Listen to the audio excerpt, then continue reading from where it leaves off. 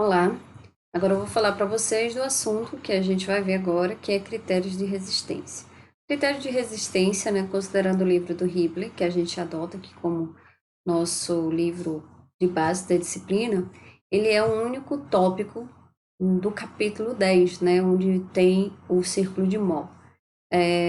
Ou é o subitem 10.6 ou é o 10.7. Então, é um único subtópico do capítulo que traz essas informações sobre critério de resistência. Então, o que seria isso, né? Então, como a gente já sabe, nós temos a classificação dos materiais como materiais dúcteis ou frágeis, né? Então, para a utilização dos critérios de resistência, a gente adota algumas hipóteses, né, de que os materiais eles não têm defeitos internos, né? A gente negligencia o efeito escala e negligencia a heterogeneidade do material. Então a gente simplifica ao máximo, né? A gente sabe que os materiais eles não são totalmente homogêneos, que eles têm alguns defeitos internos e o que acontece em um determinado ponto não necessariamente vai ser igual ao outro, mas enfim, a gente simplifica ao máximo de forma que a gente consiga formular de forma mais simples. Então, os modelos mais gerais, eles são mais complexos, então são mais de difícil formulação. Então, consequentemente, a gente identifica os estágios de solicitação que possam exceder a capacidade dos materiais, levando a projetos seguros. Então, uma alternativa é buscar interpretações simples dos fenômenos responsáveis pela ruptura, que é isso que a gente faz aqui. Então, os critérios podem ser representados por uma relação entre componentes de tensão e são adotadas resistências obtidas em laboratórios, né, em identificação dos estados admissíveis. Então, a partir dos estados admissíveis, a gente faz as nossas ponderações. Então, esses critérios de resistência são basicamente critérios de ruptura, que vão desconsiderar a existência de deformações plásticas. Por outro lado, existem materiais dúcteis que apresentam acentuada quantidade de deformação residual antes da ruptura. E com a conveniente escolha da tensão de referências, os critérios estudados podem ser empregados como critérios de plastificação, ou seja, a partir de uma determinada tensão calculada, a gente diz se esse material ele pode ou não ser utilizado naquela determinada aplicação. Então, a gente tem que relembrar um conceito, né, que vocês viram em Resistências Materiais 1, que são os conceitos de círculo de Mohr, do plano de deformação. Então, isso aqui é como o Hibble traz, né, como que a gente consegue calcular esses valores, né, que a gente quer de raio, deformação, tensões, né, então, o livro, ou qualquer outro livro, vai trazer, né, as mesmas hipóteses, inclusive, eu acho, né, para este assunto, a explicação do livro do Urbi é mais claro, certo? Mas aí fica a critério de cada um. Então, o círculo de Mohr, né, a gente tem, a partir de um determinado círculo, a partir das tensões e deformações médias que a gente tem, tensões cisalhantes, né, e também dependendo do raio ou do centro do círculo de Mohr, a gente consegue obter as tensões, e a partir dessas definições de círculo de Mohr, que eu não vou explicar aqui o círculo de Mohr, que vocês já viram em Resistência Materiais 1, a gente consegue obter as informações que a gente quer, tensões e tensões cisalhantes, e a partir delas a gente definir se os materiais vão romper ou não. Então, a teoria das falhas, né? Então, a falha para um material dúctil, ela vai ocorrer pelo escoamento, né?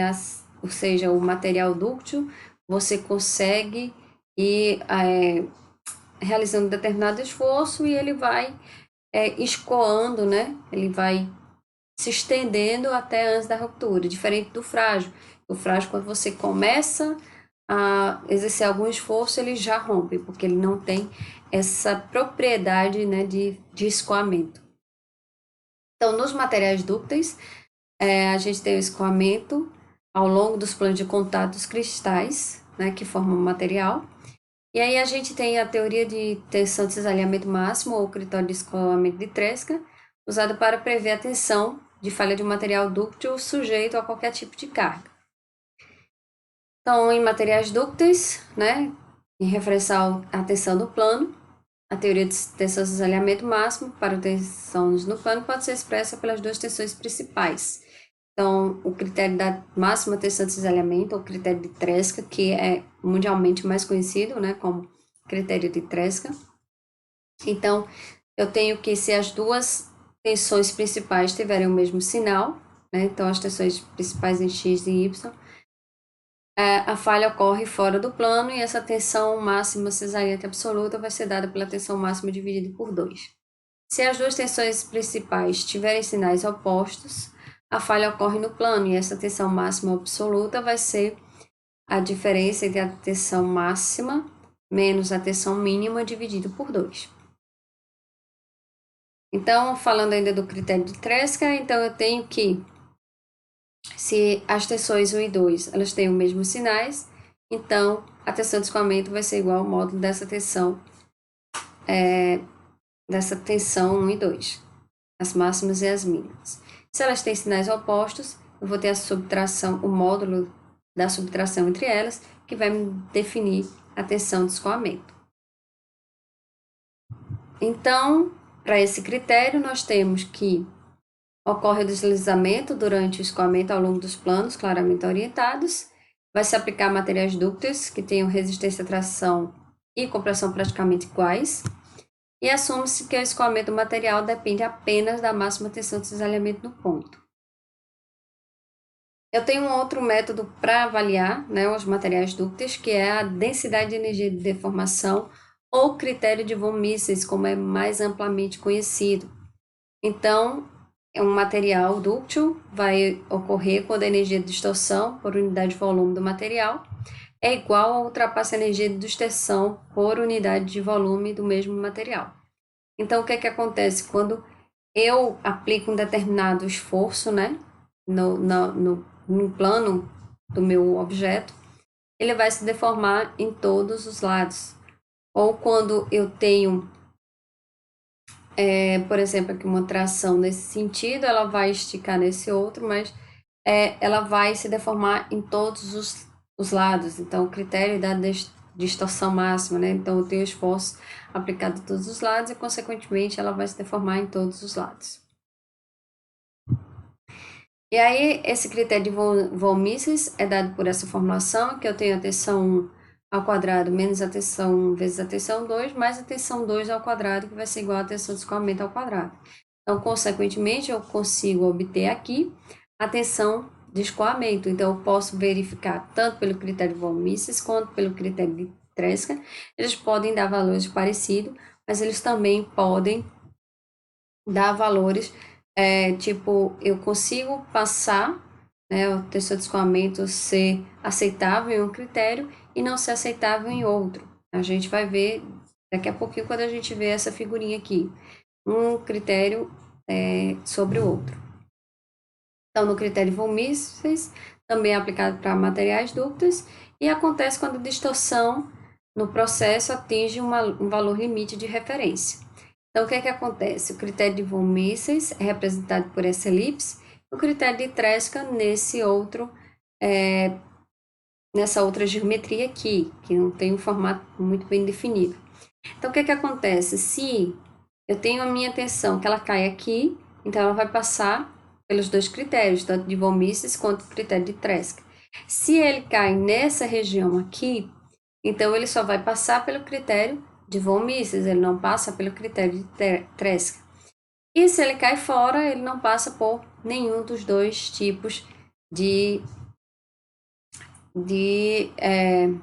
ele está fora, né, dessa região, significa que o critério ele não passa, né, as tensões não são admissíveis independente por nenhum dos dois critérios utilizados. Então, aqui só uma representação gráfica, a gente não vai usar o gráfico, a gente vai utilizar as equações, né, no caso esse daqui para von Mises. Falando em materiais frágeis, é a teoria da tensão máxima, normal máximo, que é de Rankine. Então, quando a tensão ela atinge a tensão de ruptura, ele rompe. Simples assim. Ou seja, a minha tensão de ruptura vai ser dada pela máxima tensão que ele pode suportar. Então, É aplicado para materiais frágeis, como concreto e rochas, assume que a falha ou fratura ocorre quando a máxima tensão atinge um certo valor crítico. Em outras palavras, a maior tensão principal desenvolvida é comparada com a tensão última de ruptura. Ou seja, essa tensão de ruptura tem que ser menor do que as tensões calculadas. Então, essa tensão de ruptura, ela é determinada por ensaios de tração simples. Um outro critério, né, para materiais frágeis é o critério de falha de Mohr. A contenção da tensão plana em um ponto, ela é representada num círculo que está contido dentro de um envelope, que se diz que se ele estiver dentro desse envelope de falha, o material não falhará. Ou seja, o mesmo critério de resistência, né? Ou seja, se ele atinge a tensão de ruptura, ele vai romper, se não ele estiver dentro dessa área, ele não vai ter o rompimento. Aqui ocorre a falha quando o valor absoluto de qualquer uma das tensões principais atinge um valor igual ou maior que a tensão 1, 2, ou seja, se o estado de tensão em um ponto for definido pela coordenada de tensão 1 ou 2, marcada sobre o contorno ou fora da área sombreada. Se ela está fora, então ele vai romper. Então, a gente vai focar não nos materiais frágeis, e sim nos materiais dúcteis, que é o critério de von Mises, dado por essa formulação, e o critério de Tresca, dado por essas formulações aqui. Então, esses são os que mais vão nos importar neste momento. Então, este exemplo eu vou mostrar para vocês no próximo vídeo.